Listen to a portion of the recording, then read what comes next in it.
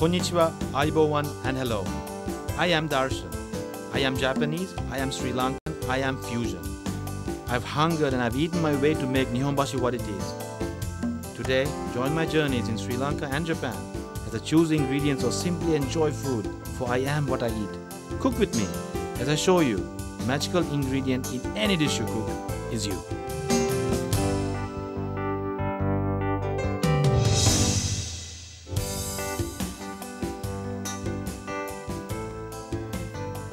It's the season in Colombo, where parties start, social calendars get filled up.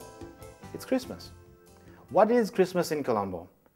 I mean, the Australians have barbecue, which I think is a fantastic idea. The Europeans have a white Christmas like people in New York do. But Christmas in Colombo, tropical island, beautiful beaches, barbecues work. And we have that all the time. So this time, why don't we roast a turkey for Christmas? And that's what we are going to do. I got this beautiful turkey. It's 12 pounds, and we're going to roast this from scratch. And I want you to follow with me every step of the way, what we do to it, and make some beautiful sauces to go with it. Let me get this out of the pack first. A 12-pound turkey can serve about 10 people. No matter what other people say, put it in a fridge, defrost it for about 4 to 5 days. And you need it to be really soft so that you can make a really juicy and succulent roast turkey. Okay, these turkeys come with a pop-up timer, so you know when it's done. First thing, I'm going to pat down this turkey with some paper towels. The humidity in Sri Lanka is very high, so even if this was in the fridge for 4 days, it's still cold. And cold turkey hits warm, humid air, you get moisture building up around it a lot. This turkey came from Keels. It's beautiful and it's ready to go in the oven, but we're going to do some extra stuff to it. Okay, at first I'm going to take, this is the neck, and I'm going to slowly unclasp this plastic clamp and expose the tail of the turkey.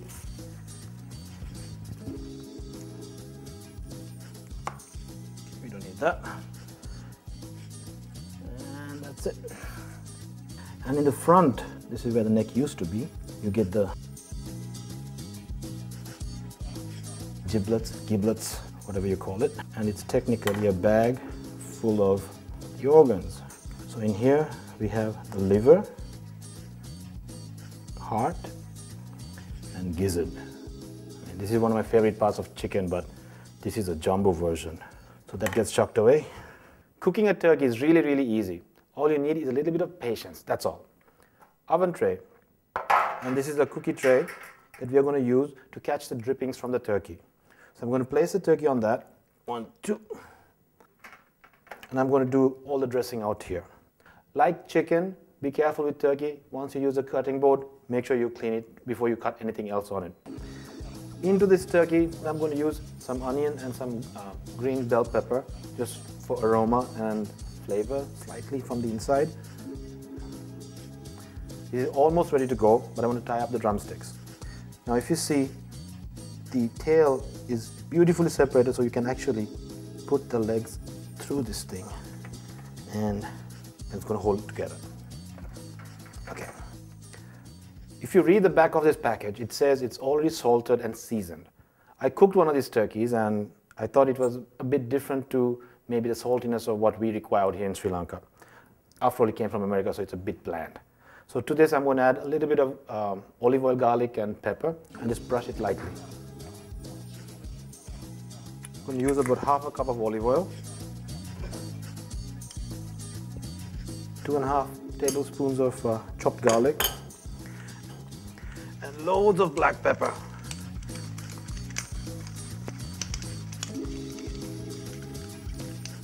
Remember, you're trying to coat 12 pounds of turkey.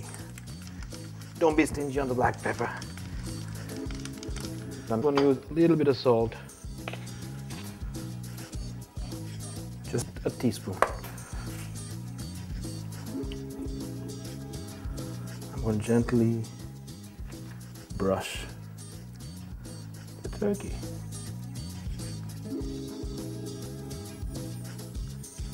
The olive oil is going to help to get a really, really nice golden, crusty skin And be generous with it. Don't stingy out on this. I'm going to use aluminium foil to make a tent over this. So we're trying to make a chamber within a chamber. The foil has to be airtight as much as you can so that the moisture doesn't escape and it'll be a greater, juicier, bouncier turkey. This 12-pound turkey is going to take about 3 hours to cook. You need to preheat your oven to 165, 170 Celsius, 325 Fahrenheit. So if you're going to serve lunch at 1, this should go in around 9:30 in the morning. If you're going to serve dinner at 9, this should go around 5:30 in the evening. You need to rest the turkey after it comes out of the oven for 20 minutes or so. So I told you the times with that in mind. So I'm going to pop this in the oven now.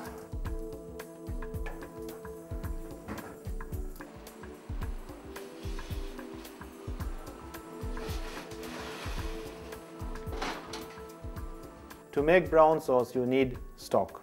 And you can make stock out of vegetables to chicken or anything, but we have a turkey neck that we can use. So I'm going to use the turkey neck. It's way bigger than a chicken one. I'm going to use some hot water just to rinse it. I'm going to get rid of all the excess blood around it. And I'm throwing this out once. And to this, I added about a liter of water. I'm going to throw in an onion or two and cook it on the lowest possible flame for 3 hours. That's the time that's going to take for the turkey to get cooked. So that's it. That's all you have to do for a turkey. 15 minutes of prep work and it's in the oven. The thing that takes the time is the thawing and just planning what time to bake it. So we got 3 hours until the turkey comes out, and I'm going to do a few dishes between that time and build up an appetite for this huge, beautiful, juicy bird.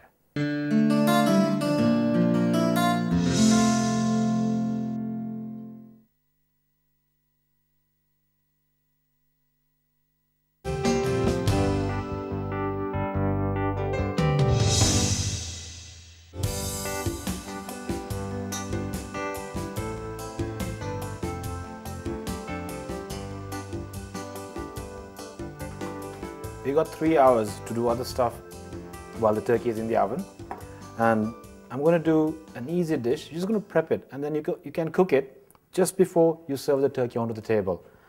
And trying to be festive in terms of colors, I'm using green asparagus and some back bacon. So let's open this.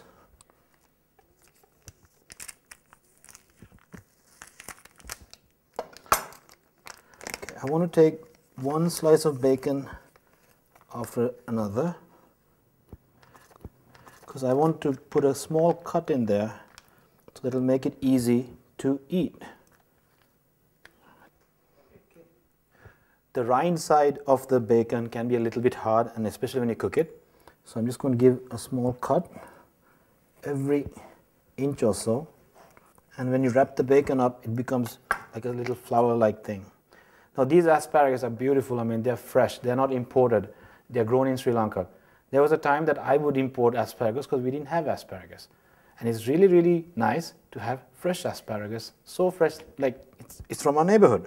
Take one spear, and you would take the narrow end of the bacon, and with the cut side on the top, you would slowly wrap it up. Just wrap it tight to about 3/4 of the way, and then pierce it with the toothpick for it to hold. Got one.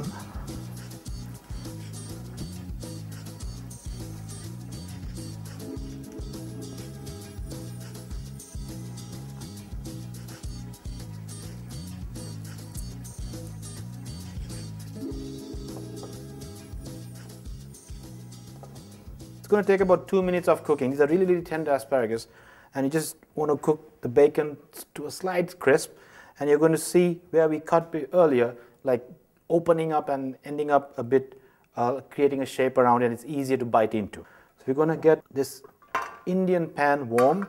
I love this one because there's no edge around it, so you get a lot more space to cook. And if I to use a Japanese term, it's a bigger teppan. All right, so it's been heating up a while, so.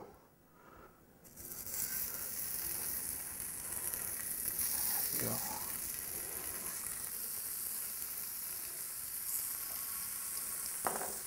Thinner the asparagus, lesser the cooking time, but make sure the bacon is cooked well and through.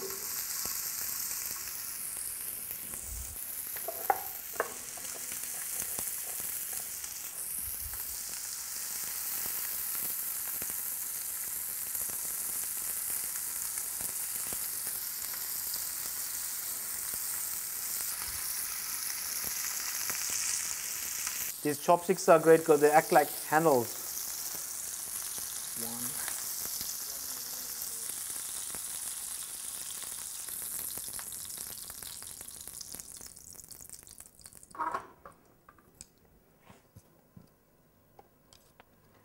You can remove the sticks out,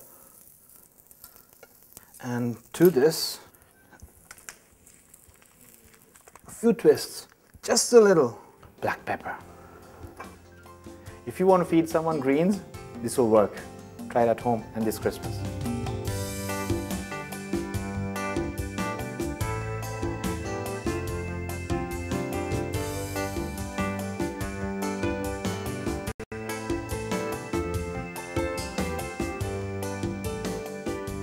Many of us bring the same approach from Sri Lankan cuisine to continental cuisine.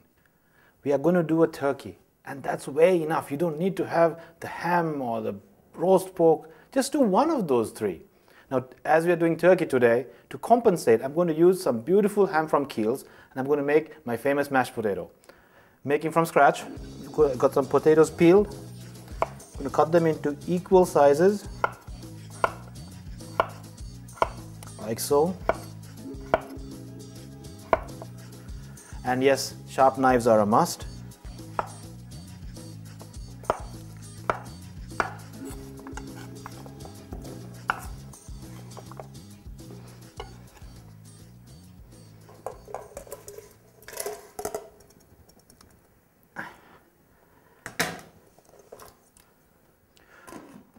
Okay, everyone knows how long potatoes are going to take to cook.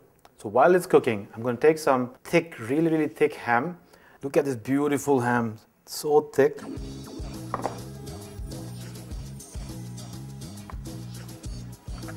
This is the honey roast ham. So about 7mm cubes. It's about 7mm high. Just want to get square cubes in here. The easiest way to go 90 degrees on this is to turn this 90 degrees.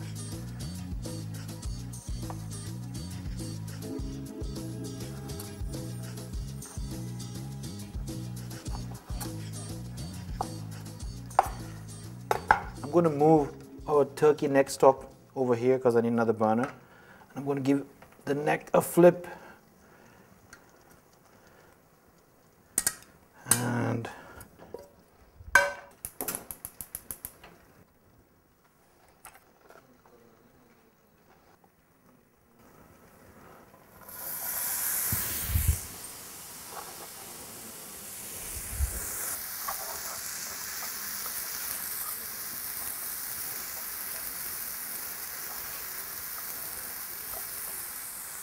this ham is already cooked. All I want is to get it a bit crunchier by getting a crust, and we're going to melt away the excess fat that's around, but very little in here. This is going to be our salt component, and it's going to be a salt with a little bit of bite.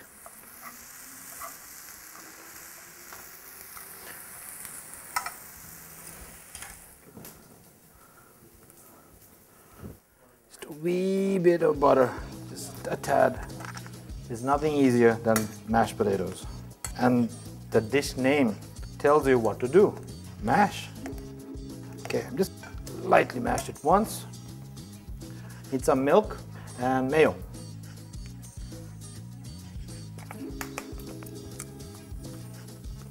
Just gonna fold it a few times.